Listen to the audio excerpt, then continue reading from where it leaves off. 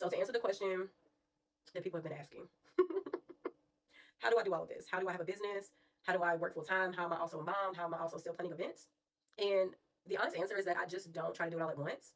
I initially went into the business launch thinking like, oh, you can get all of this done. You can get all done quickly. You can just launch this and push this out.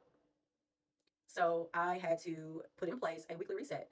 And this is how I do it. I just pick 2 or 3 categories a week on Sunday before that week is coming. And I just have to plan and prep. And so this keeps me from burning out, from overexhausting myself, because I would do that, striving for perfection.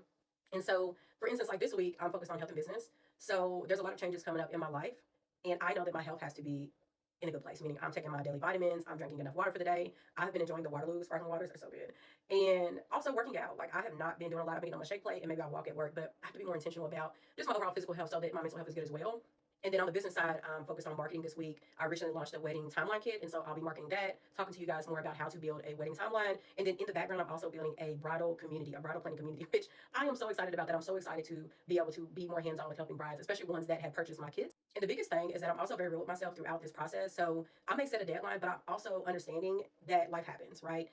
I don't spiral if I miss a deadline. I don't spiral if content doesn't get posted when I plan. I just go, okay, what have you done so far this week? What did you miss? When can you pick it back up? What is something maybe you can do very quickly instead of what you had originally planned that is still going to fulfill whatever your goal was for this week? And so that is a steady rhythm that has really grounded me and kept me through this launch of the business, but also just being a person who juggles so much all the time.